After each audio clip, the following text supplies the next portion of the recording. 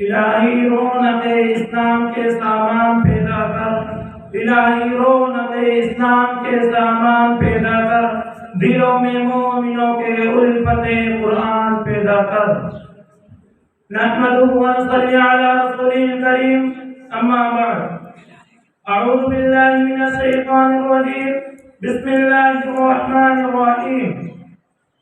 وَإِن كُنتُمْ فِي رَيْبٍ مِّمَّا نَزَّلْنَا عَلَىٰ عَبْدِنَا فَأْتُوا بِسُورَةٍ مِّن مِّثْلِهِ وَادْعُوا شُهَدَاءَكُم مِّن دُونِ اللَّهِ إِن كُنتُمْ صَادِقِينَ۔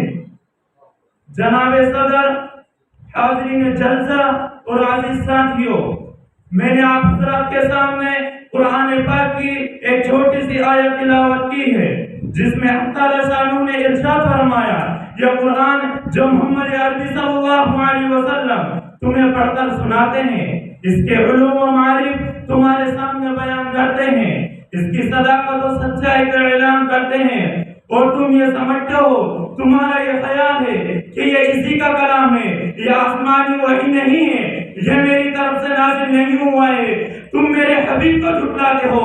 تم میں سے کہنے والے کہتے ہیں، لو نشاء لقلنا مثل هذا، اگر ہم چاہتے تو اس جیسا قرآن پیش کرتے، تو آؤ تمہارے لیے راستہ صاف ہے، تم بھی انسان ہو، تم بھی اسی خطے کے رہنے والے ہو، طلاقت انسانی میں تمہاری مثال نہیں، فصاحت و بلاغت کے تم امام ہو، تمہاری ادنا سے ادنا چھوکریاں بھی شعراء اور علماء کی مجلسوں میں قلبلی مچا دیتی ہیں، تم نظم نثر کے استاد ہو، ماہر فن ہو، اس جیسا قرآن پیش کر دو۔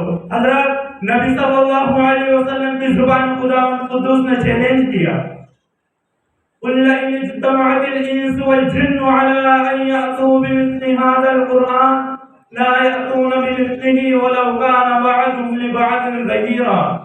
کہ محمد صلی اللہ علیہ وسلم آپ کہہ دیجئے کہ تم یہ کہتے ہو کہ یہ انسان کا کلام ہے، اگر تمام انسان، تمام جنات اور کائنات کی تمام مخلوقات بھی اکٹھا ہو کر اس جیسا قرآن پیش کرنا چاہے تو نہیں کر سکتی، ایک دوسرے کے حامی و مددگار کیوں نہ بن جائیں۔ یہ چیلنج تھا دشمنان اسلام اور قرآن کے لیے ایک ذرہ موقع تھا، جو اسلام اور پیغمبر اسلام کے خلاف طعن و تشنیع کرتے رہتے تھے، جو اسلام کا چہرہ مسخ کرنے کے لیے کوشش کرتے رہتے تھے، وہ میدان میں آتے ہیں اور اس جیسا قرآن پیش کر کے اس چیلنج کا جواب دیتے اور اس تحریک کو ابھرنے سے پہلے کچل دیتے، لیکن اس چیلنج پر سب کو سام سن گیا، ان دشمنان اسلام کے چہروں پر ہوائیاں اڑنے لگی، وہ سب ماہرین فن، فصیح و بلیغ اور زباندانی میں اپنا جواب نہ رکھنے والے حیرت میں پڑ گئے۔ کسی نے اس چیلنج کو قبول نہیں کیا، سب کی زبانیں گم ہو گئی۔ پھر اللہ تعالیٰ شانہ نے اور نیچے اتر کر فرمایا، اگر تم اس جیسا پورا قرآن پیش نہیں کر سکتے تو اس جیسی 10 صورتیں بنا کر پیش کر دو، اور تنہا نہیں لا سکتے تو عالمی کانفرنس کر لو، اکیڈمی بنا لو اور تمام حمایتوں کو بلا کر اس کا جواب پیش کر دو۔ ارشاد فرمایا، ام یقولون افترى قل فأتوا بعشر سور مثله مفتريات وادعوا من استطعتم من دون الله إن كنتم صادقين۔ کیا تم یہ کہتے ہو کہ محمد صلی اللہ علیہ وسلم نے گھڑ دیا ہے؟ تو کہہ دیجئے اے محمد صلی اللہ علیہ وسلم کہ تم اس جیسی 10 صورتیں ہی بنا کر پیش کر دو اور اللہ کو چھوڑ کر جس سے چاہو بلا دو، اگر تم اپنے اس قول میں سچے ہو۔ لیکن دوستو، اس چیلنج پر بھی آپ کے معاشرے سے کوئی سر بلند نہیں ہوئی، کسی کے رگ حمیت نہیں پھڑکی، کسی کے دل میں غیرت نہیں آئی، کسی کی طبیعت میں جوش و ابھار پیدا نہیں ہوا کہ وہ اس جیسا کلام پیش کر کے رسول اللہ صلی اللہ علیہ وسلم کے خلاف ایک نیا محاذ کھڑا کرتے، اس تحریک کو بے وقوف سے اکھاڑتے۔ اللہ تبارک و تعالی نے ان کی رگ حمیت کو پھر للکارا، ان کی غیرت پر تشدد کی، ان کے سب و صبح کو محمیز لگائی اور صداقت کا اعلان کیا۔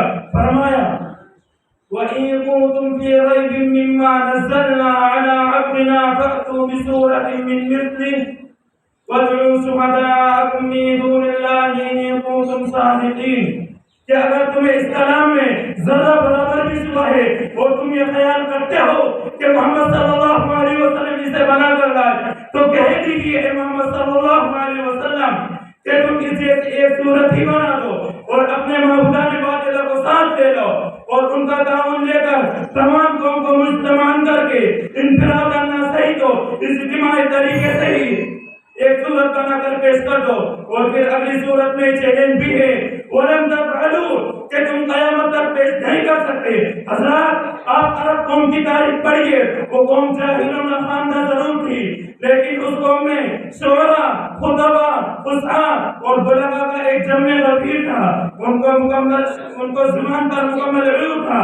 ان کا ادنا سے ادنا فرد بھی اپنے زبان کے جادو سے مذکور کر لیا کرتا تھا. اور اس کے ساتھ ساتھ وہ قوم بڑی غیور، بہمیت، حسن من تھی. ان کو للکارنا ہنسی کھیلنا تھا. اور قرآن کا یہ چیلنج صرف اہل عرب کے لیے نہیں تھا بلکہ قیامت تک آنے والے تمام افراد سے متعلق آج یہ قرآن کے چیلنج اہل دانشمند کو للکار رہا ہے. اور قرآن کے خلاف جو اپنی ناپاک زبانیں استعمال کرتے ہیں وہ میدان میں آئیں، اس چیلنج کو قبول کریں. ان کے لیے راستہ صاف ہے. میں اس شعر کے ساتھ اپنی تقریر کو ختم کرتا ہوں. انگلی جو اٹھائے گا خدا کے کلام پر، انگلی جو اٹھائے گا خدا کے کلام پر، انگلی کو کاٹ کر رکھ دیں گے جھنڈو بام پر. مر جائیں گے، مٹ جائیں گے خیر الانام پر، لیکن اب سمجھوتا نہ ہوگا شریعت کے نام پر. وآخر دعوانا الحمدللہ.